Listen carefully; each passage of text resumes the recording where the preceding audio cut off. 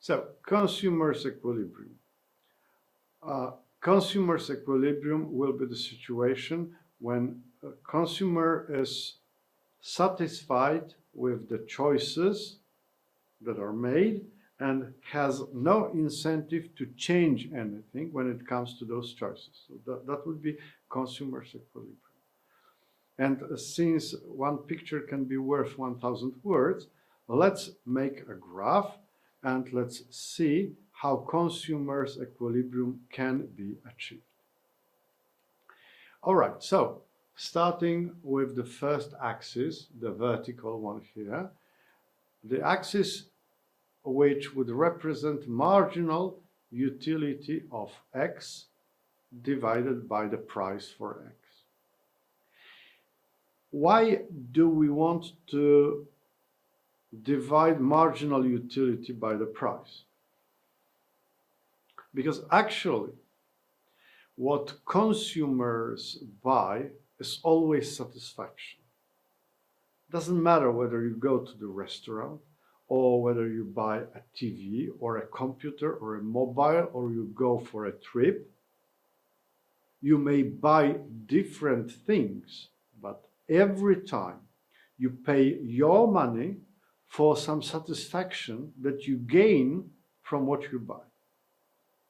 So all decisions of consumers are actually based on the idea of spending money on happiness. So imagine that you decide to buy 1 kilogram of apples more. And let's imagine that the price for apples is 5 Polish zloty per kilogram. And imagine that 1 kilogram, an additional kilogram of apples gives you the happiness of 20 what? 20 utils, because this is the unit for utility. 1 util is the unit. We are going to discuss it later. So when you buy 1 additional kilogram of apples, you get 20 utils, and this is marginal utility here. And you pay 5 Polish zloty for those 20 utils. If you divide this 20 by 5, you learn how much of happiness you can buy by spending 1 Polish zloty on apples. You buy 1 kilogram, you pay 5 zloty, you gain 20 utils out of this kilogram. 20 divided by 5 is 4, which means every single zloty spent on apples gives you 4 utils of satisfaction from apples. Okay? So apples give you 4 utils per 1 zloty. That's what apples as a good offer to the consumer. Let's move on. Well, this is our axis and this is x. So these are our apples, for instance. We assume that the price for apples is constant. It doesn't change with x. In other words, no matter how many apples you buy, the price is still the same, right? So that's 5 zloty per kilogram, for instance. But we know what happens to marginal utility. According to the first law of Gossen, this marginal utility of apples is diminishing, right?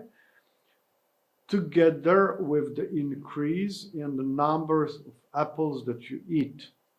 So for bigger x, marginal utility gets smaller. Therefore, marginal utility divided by price, price is stable, also gets smaller. So we can draw this here, right? This is marginal utility of x divided by the price. Okay? It's decreasing the more apples we buy. But consumer's equilibrium requires at least two goods, because then you have the choice between buying this or that. So it could be apples and something else that you could buy, right? It could be bananas, for instance. So let's consider bananas. Let's add bananas to our graph. And we put bananas on the other vertical axis. And we put actually not bananas, but marginal utility of bananas divided by the price for bananas. But there is also another thing that changed here. Look at the horizontal axis.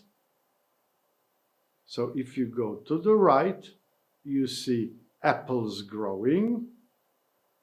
If you go to the left, you can see bananas growing. So if you go completely to the right, all your money goes for apples, and you do not buy bananas at all.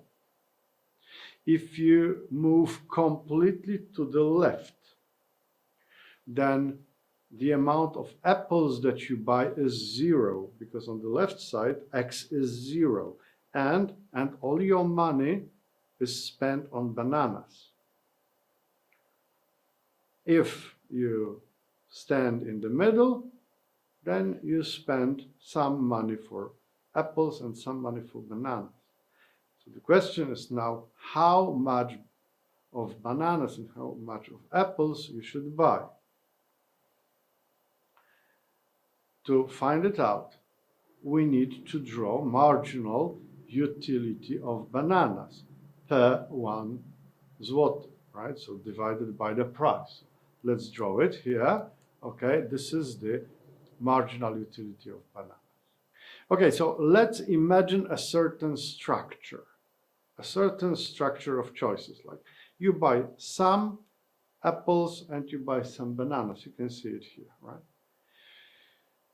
If your structure is this point on the horizontal axis, then from this point, by drawing this vertical line, you can find out what marginal utility is offered to you by apples and bananas.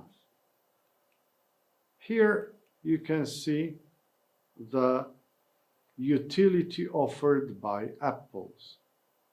With this point on this horizontal axis, you don't buy many apples, X apples, remember, so you don't buy many apples, therefore marginal utility of apples is pretty big.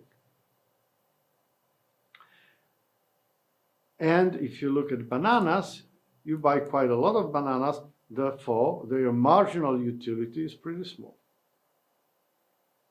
To understand how we get to equilibrium, we need to answer two questions. First, if I give you 1 additional zloty,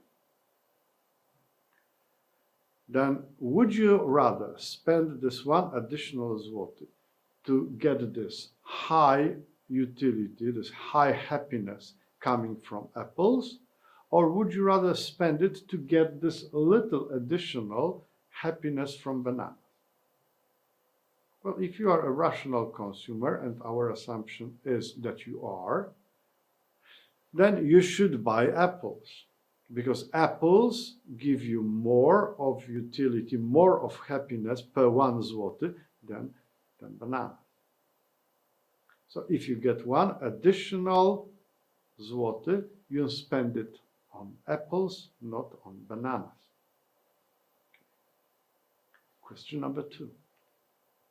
Forget this 1 additional zloty, because that would be changing your budget. I don't want to change your budget.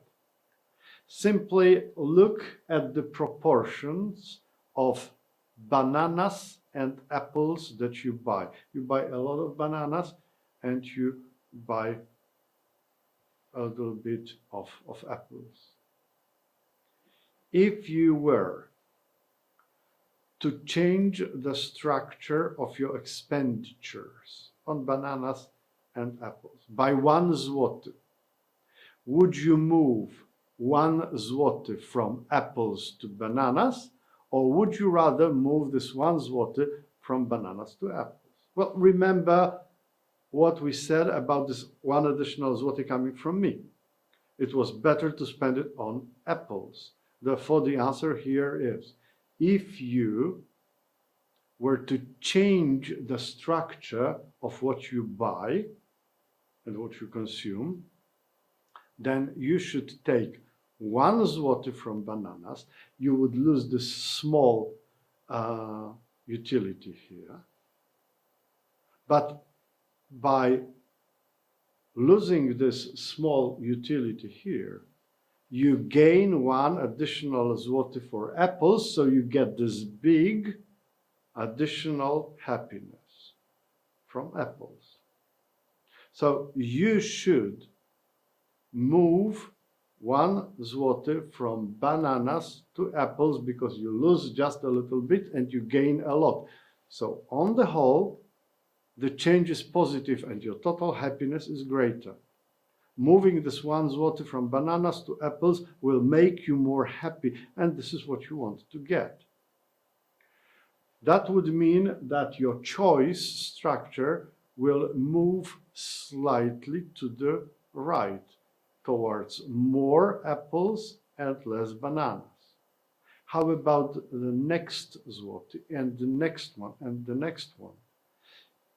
It is reasonable to transfer money from buying bananas to buying apples, as long as additional happiness from apples is greater than the one from bananas. So you should be moving to the right with your choices. Obviously, marginal utility of apples would be falling. Obviously, marginal utility of bananas would be increasing then. So the difference between them, now very big, should be smaller, smaller, smaller. But as long as there is some difference, you should be moving to the right. How long? Till you hit this point, the point of equilibrium. In this point of equilibrium, those two curves intersect. Therefore, marginal utility of apples divided by the price of apples gets equal to marginal utility of bananas divided by the price of bananas, which in other words mean 1 zloty spent on apples gives you the same happiness as 1 zloty spent on bananas. This is your consumer's equilibrium, and this is basically what the second law of Gossen is about.